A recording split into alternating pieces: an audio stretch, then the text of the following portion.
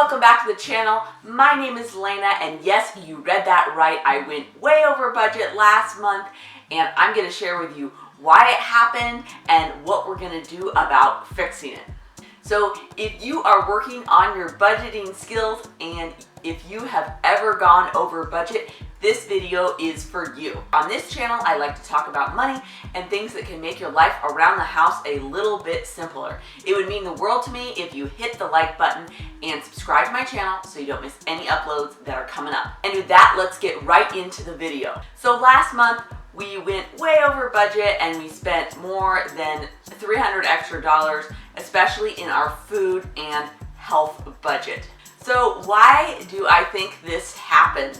So this is a really important part when you're evaluating what you need to fix about your budget is what is the source of the problem, or why did that actually happen? Last month we were under the weather, so it kind of makes your budget resistance lower, unfortunately.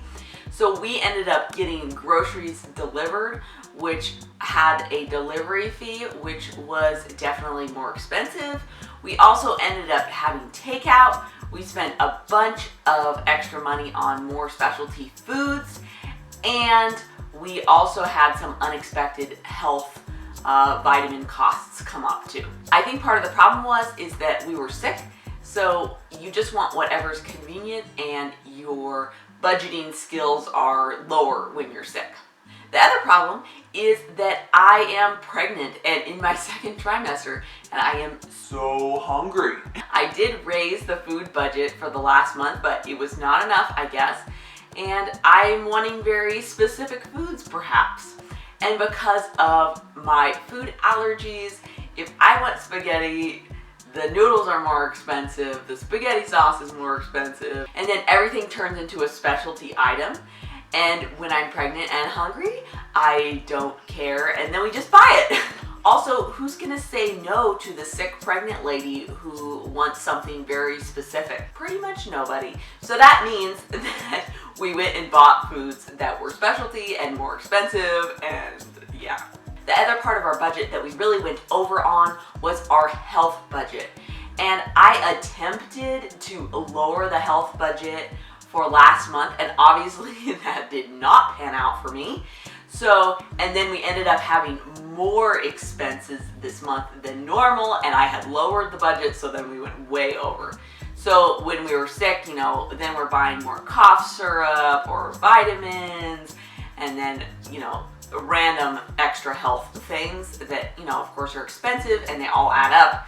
And then before you know it, a couple $100 later. So I think the main reasons that we went over budget was the starving pregnant lady, my restrictive diet, and so we bought some specialty foods, extra health costs, attempting to lower the food budget. It was just a perfect storm this month of oops. So now, what do we do about it? Okay, so the first thing to do is to realize that this happens to everybody, even me and my special Excel spreadsheet. Everybody overspends on their budget accidentally sometimes, and we just have to decide how we're gonna handle it. So don't give up. Use this information to power your next budget and make it more efficient for your family. So the real question is, how can I plan better for next time? So if I understand the causes of what busted my budget, then I can adjust the next month's budget. So for me, we went way over on the food budget because I was so hungry. So I'm increasing the food budget again. I definitely increased the food budget for this month more than I wanted to, but I did it on purpose because it's easier to underspend and be like, yay, we've got extra money, we can save more money, than it is to overspend on the budget and then feel like you failed at the budget, even though you didn't. But it's easier if the budget is a little bit too big than a little bit too small. The other thing I did is I increased the health budget. Since basically I had two major problems, I only had to adjust the budget in two areas, and then the rest of the budget seemed to work out mostly okay. The other thing I need to do to prepare to do a little bit better on my budget this month is perhaps remember some of my money saving tips for the food budget. And I will link that video that I made about saving money on your food budget, even if you have dietary restrictions. I will link that here. And I need to brush up on some of those food saving skills. The big question is, what do you do with this money that you spent last month that you did not budget for, and how do you deal with that overspending? So we're gonna say that the overspent amount is $300. So the first thing that I do to account for some of that overspending is to look at the other categories in the budget and see if I can start making that hole a little bit smaller. We have a little vacation fund of $50. We didn't end up using any of the vacation fund last month, so I have $50 that I can put towards that $300 budget deficit. So also our power bill came in lower than expected, so I had an extra $15 there. We also had an extra $50 in the car fund, so I also stole that to pay for the deficit. So the first method is to see where we can adjust other parts of the budget to pay for the deficit. And that got me most of the way there. Okay, the next thing I'm doing is I am looking on my whiteboard to see if there's any extra money. So our whiteboard is where we do a lot of our accounting tasks. So if we have a little extra money for Airbnb or something, we're putting Airbnb plus 50 or whatever it is on the board.